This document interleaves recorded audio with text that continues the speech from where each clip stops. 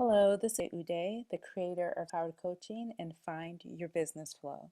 And in this video, I'm going to share with you how you can get over procrastination once and for all using human design. Now, what is human design, you may be asking? Human design is basically a tool that you can use to learn how to master your own energy. And here's why that's important. As an entrepreneur, your energy is your most valuable resource. And until you learn how to replenish your energy, how to focus your energy, how to direct your energy, you're going to be at a disadvantage with other entrepreneurs. When you're an entrepreneur, you're continually taking ideas and then bringing them to the material world, making them real. And that requires a lot of psychic energy, a lot of emotional energy, physical energy. It's going to tax you on multiple levels. And procrastination is really less about time management and more about energy management. And here's why. With time management, you're working with a limited amount of time. Like everyone has 24 hours to work with. And so yeah, you can learn how to play around with your schedule. You can learn, when's your energy at this peak and how can you schedule around that? How can you, work with your calendar and input, what you're going to do and follow through on what you put in your calendar. But really, if you really are overcoming procrastination, you should just go directly to mastering your energy because your energy an unlimited resource. So the more you master your energy, the more energy you can create. And so you have more potential to actually get more things. And basically, that's what human design teaches you. Human design teaches you how to understand your own unique blueprint, how your aura is designed, how you're designing energy so that when it's running, you can refill yourself up. Energy that you focus and direct it towards your intentions and things that you want, and then how you can direct that energy and sustain it over long periods of time. So, how exactly does human design work?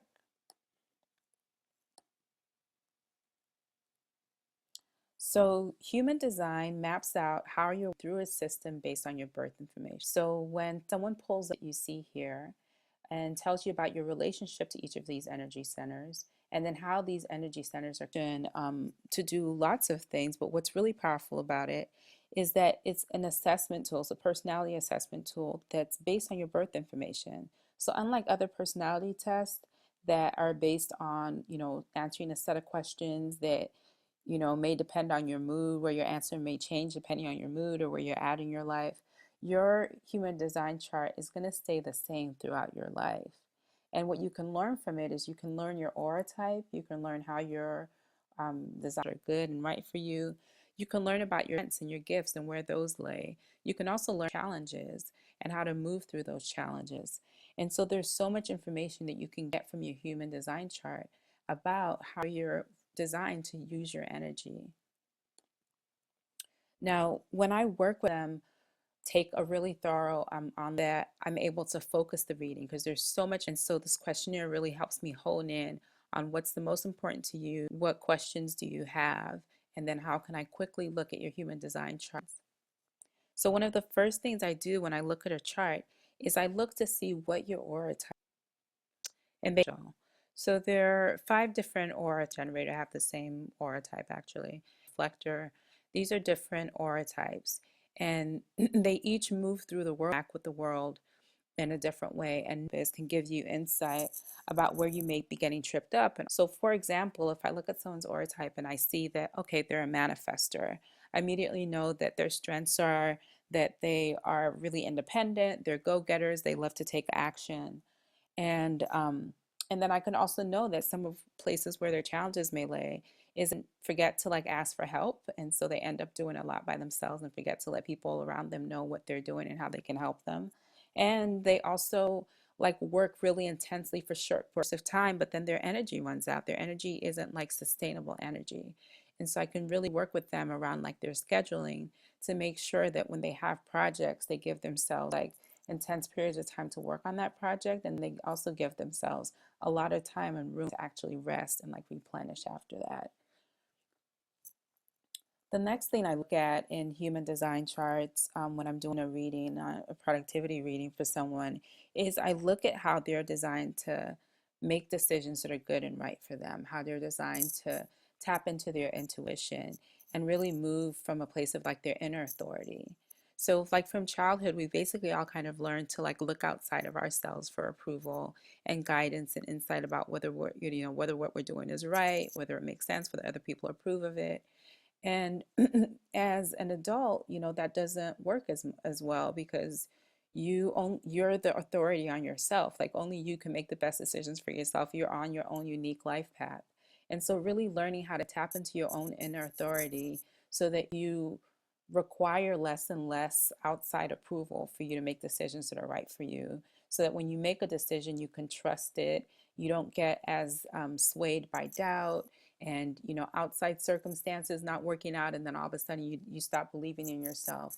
You're really able to ongoingly learn how to tap into yourself, tap into your inner wisdom, and make decisions from that place. So there's 7 different ways that people are actually designed to tap into their intuition.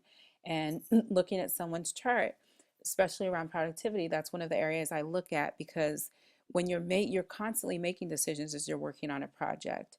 And so one of the first areas that people get tripped up on is that they say yes to things that may not be truly aligned with their intentions or their vision for their life or what it is that they want to do.